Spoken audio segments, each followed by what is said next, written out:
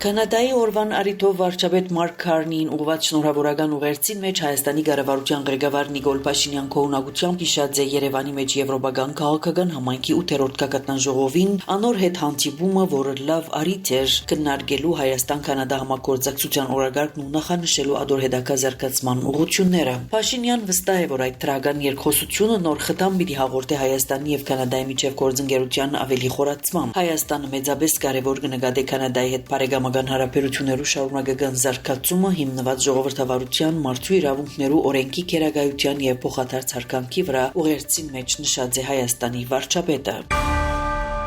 Հայաստանի վարչապետի տիկին Իմ քայլը բարեգործական հիմնադրամի գործադիր դնորեն Աննա Հակոբյան, հիմնադրամի փոխտնօրեն Թալին Թոփալակյանի ուղեկցությամբ կգտնվի Նյու Յորք մասնակցելու առաջին տիկնանց եւ առաջին բարոններու համաշխարհային ամենամյա ակադեմիային, որը կազմակերպված է առաջին տիկնանց եւ առաջին բարոններու համաշխարհային դաշինքը։ Դասընթացներով հագեցած 2 օր կսպասվի, ուր քննարկումներ պիտի լան առաջնորդության 3 առանցքային ուղղություններու շուրջ։ Առաջին տիկնանց եւ առաջին բարոններու առաջնորդության առանձնահատկություն ասկային նախաձեռնություններու առաջխաղացումը բարդ միջավայրերու մեջ, ինչպես նաև դարաձաշրջանային եւ միջազգային համագործակցության թերը համաշխարհային մարտահրավերներու հաղթահարման գործին մեջ ըսված է հաղորդակցության մեջ։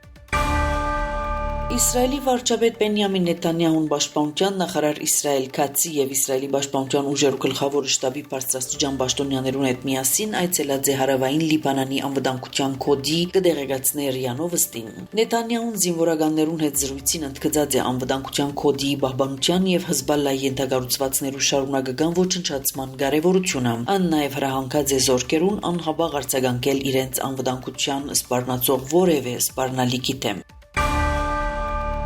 Թուրքիա արևմտյան եւ հարավային նահանգներու մեջ արդեն քանի օր է ինչ կշարունակվին անդարային խոշոր հրթիռներ, որոնք բռնկած են ուժեղ քամիներու եւ դակ եղանակին պատճառով։ Իզմիրի եւ Մանիսայի անդարային կոդիներուն գրագի թեմ բայկարը դեվական ժամանակ է, ինչ կընթանա թե ցամաքային թե օդային միջոցներով։ Այս իրավիճակին արձագանքելու եւ հրթիռները մարելուն նպաստելու համար շուտով Թուրքիա կժամանեն 2 ռուսական օդանավեր հայտնած է Անկարայի մեջ Ռուսաստանի դեսպանատունը։ Ցեզի հետ Անի Զեյթունցյան։